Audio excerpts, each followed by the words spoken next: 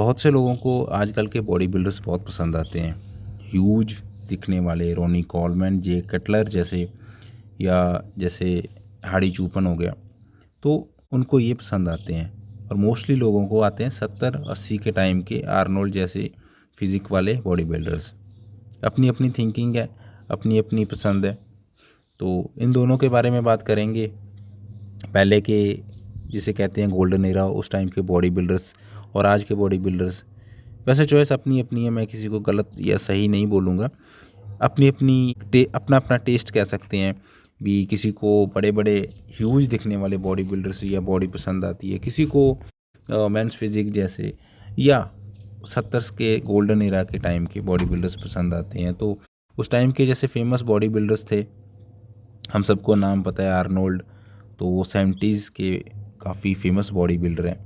उस टाइम में वो 7 बार मिस्टर ओलंपिया बने। तो उनकी फ़िज़िक की अगर बात करें तो उनकी फ़िज़िक थी बैलेंस। वो मेन फोकस करते थे एस्थेटिक्स पे।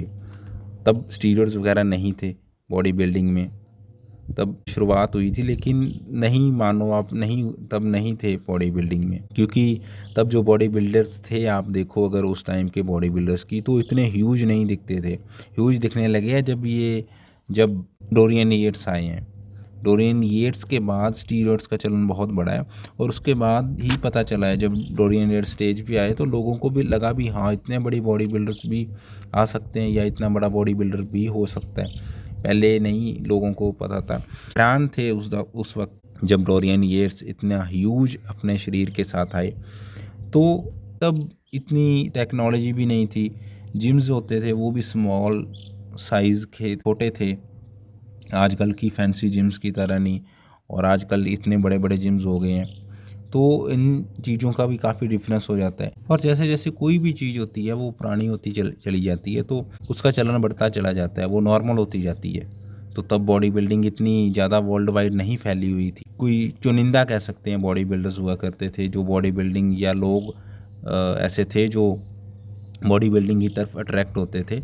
और कुछ गिनवे चुनवे बॉडी बिल्डर्स ही उस वक्त सामने आते थे। तो आर्नोल्ड, और देख सकते हो और भी कई बॉडी बिल्डर्स हैं, फ्रैंक ज़ेन हो गए, माइक मेंज़र हो गए। इनकी बॉडी काफ़ी अच्छी है।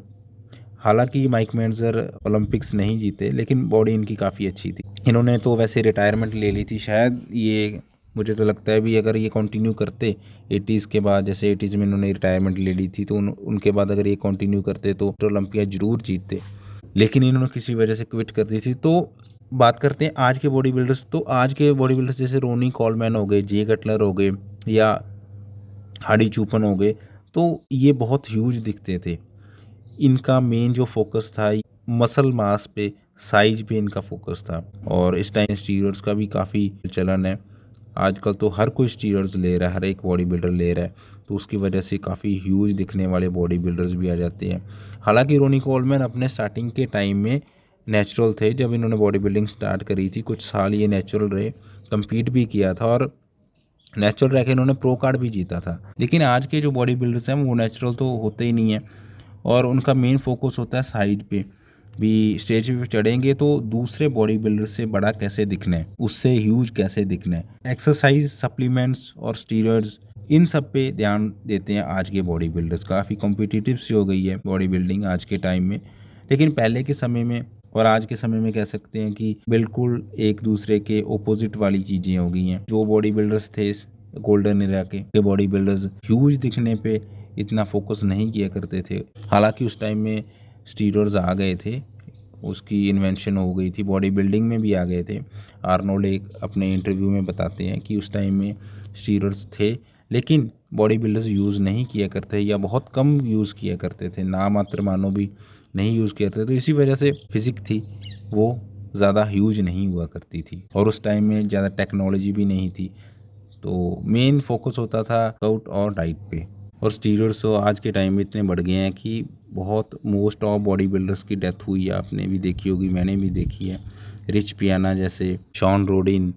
तो आजकल ये चीज़ भी काफ़ी डिफरेंस आ गया पहले की बॉडी बिल्डिंग से। ह्यूज दिखने के चक्कर में, ज़्यादा ग्रो करने के चक्कर में बॉडी बिल्डर्स धड़ाधड़ इसका इस्तेमाल कर रहे हैं। लेकिन ये चीज़ें यूज़ करनी होती है किसी प्रोफेशनल अच्छे डॉक्टर के अंडर, रेकमेंड के अंदर, या अच्छे कोच के अंडर, तभी जाके ये सही इसका रिज़ल्ट मिलता है।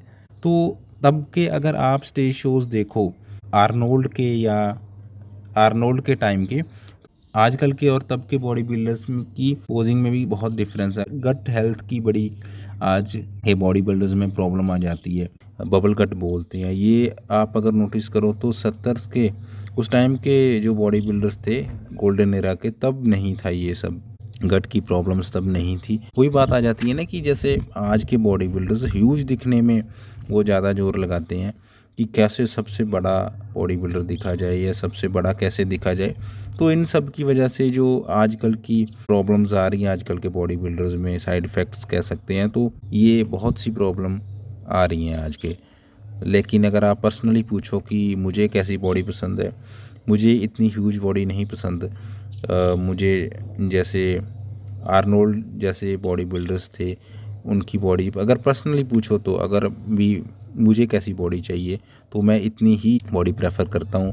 हाँ, पर्सनली बॉडी बिल्डर्स मुझे पसंद है आज के, जे कटलर, रोनी कॉलमैन जैसे पर्सनली पसंद है, अच्छे बॉडी बिल्डर्स हैं, बढ़िया है। लेकिन अगर बॉडी की बात करें तो बॉडी मुझे पर्सनली इतनी पसंद नहीं है, बॉडी बिल्डर्स पसंद है।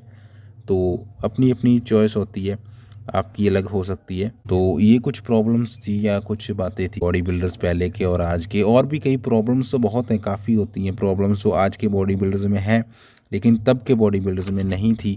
और आज के बॉडी बिल्डर्स और तब के बॉडी बिल्डर्स में यही मेन डिफरेंस तो यही है, जो स्टीरॉयड्स इतना बढ़ गया है आज की बॉडी बिल्डिंग में।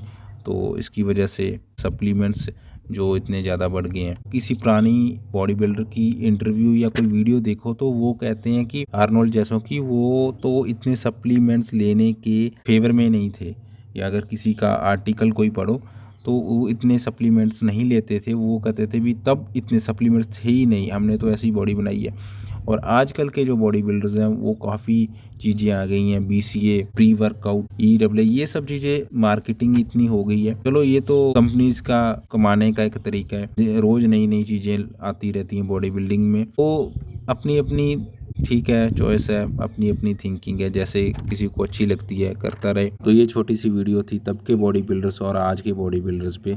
सबको अपनी अपनी चॉइस होती है, सबकी अपनी अपनी चॉइस होती है। तो मिलते हैं फिर नेक्स्ट वीडियो में, तब तक stay tune, stay fit, thank you.